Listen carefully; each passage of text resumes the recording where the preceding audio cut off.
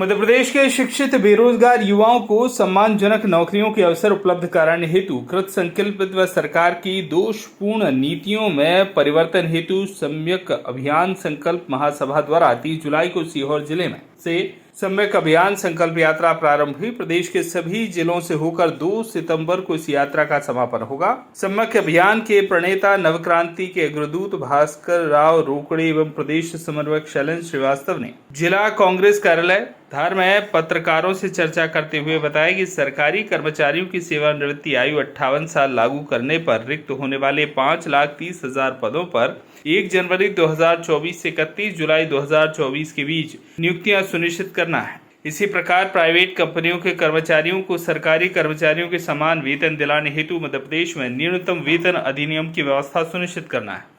Private कंपनियों व सरकारी विभागों में आउटसोर्सिंग सिस्टम से नियुक्तियों पर पाबंदी लगाकर कार्यरत सभी आउटसोर्सिंग कर्मचारियों के स्थान पर नियमित नियुक्तियां सुनिश्चित करना है। प्राइवेट व सार्वजनिक क्षेत्र की कंपनियों में शिफ्ट ड्यूटी अधिकतम 8 घंटे सुनिश्चित करना। प्रदेश में जातिगत जनगणना कराकर आबादी के अनुपात में आरक्षण सुनिश्चित करना तथा परीक्षा में सर्वाधिक अंक प्राप्त करने वालों के लिए उत्कृष्ट श्रेणी अर्थात एक्सीलेंस कैटेगरी के तहत 10% आरक्षण सुनिश्चित कराना है। इस प्रकार कुल 7 बिंदुओं को लेकर यात्रा प्रदेश के सभी जिलों से होकर निकलेगी, जहां जनता को इसके लिए जागृत किया जाएगा।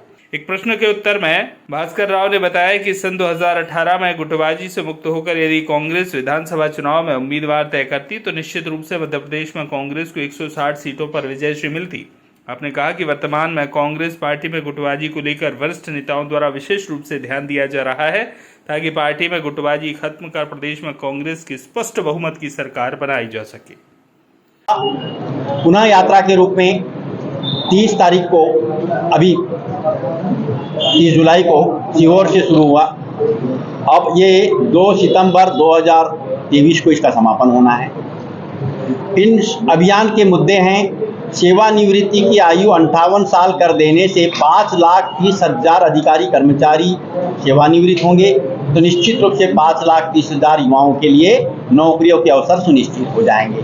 दूसरा मुद्दा है निजी और सरकारी में दोनों में वेतन कम से कम नियुक्ति के समय एक समान हो ताकि असमानता का भाव युवाओं को परेशान न करे। तीसरी बात यह है आउटसोर्सिंग के नाम से युवाओं की दलाली की जा रही है, इस पर रोक लगाने के लिए आउटसोर्सिंग प्रणाली से शासकीय एवं निजी क्षेत्र में नियुक्ति प्रक्रिया पर पूर्णतः प्रतिबंध लगे।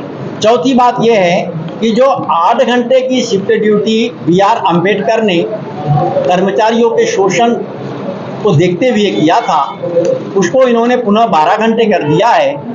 इसी प्रकार श्रम कानूनों को उद्योगपतियों के दबाव में आकर उनके हित में करते हुए निलंबित कर दिया है, तो पुनः 8 घंटे की शिफ्ट ड्यूटी बहाल की जाएगी और श्रम कानूनों को यथावत करते हुए निजी क्षेत्र के कर्मचारियों की समस्याओं का तत्काल निराकरण करने के लिए प्लेसमेंट डिपार्टमेंट स्थापित किया जाएगा। पांचवी बात है आबादी के अनुपात में आरक्षण सुनिश्चित करने के लिए जातिगत आधार पर सर्वे कराया जाएगा और इसके साथ साथ जो पढ़ाई में एक्सीलेंस कैटेगरी के हैं, सबसे अधिक अंक लाते हैं सरकारी और प्रतियोगी परीक्षा में, उनके लिए 10% आरक्षण की व्यवस्था अलग से दी जाएगी।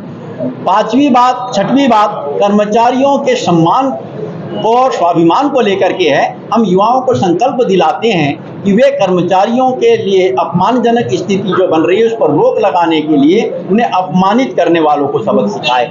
और 7वीं बात अत्यंत महत्वपूर्ण ये है कि कोविनेंट मर्जर एग्रीमेंट का गलत तरीके से उपयोग करते हुए देसी राजा महाराजाओं ने सारी संपत्ति रियासत कालीन जो थी उस पर कब्जा बनाए रखा है, उस सारी संपत्ति को पुनः सरकारी कर दिया जाए, जिससे कि राज्य आज 3 लाख करोड़ रुपए के कर्ज में डूबा हुआ है, यह राज्य कर्ज मुक्त हो और किसानों के लिए industry centric community farming concept शुरू किया जाए, सामुदायिक कृषि शुरू किया जाए और industry food processing industry develop की जाए और उसको हम ये जो आपके पास में टीही ड्राई पोर्ट है, इस टीही ड्राई पोर्ट से डेडिकेटेड फ्रेट कॉरिडोर के माध्यम से पूरे स्टेट को जोड़ दे और हमारे किसानों का उत्पादन सीधे ग्लोबल मार्केट से जुड़ जाए। इससे किसानों की आय 2 से 10 गुना बढ़ जाएगी और किसानों के बच्चों के लिए फूड प्रोसेसिंग इंडस्ट्री में नौकरी के अवसर सुनिश्चित हो जाएंगे।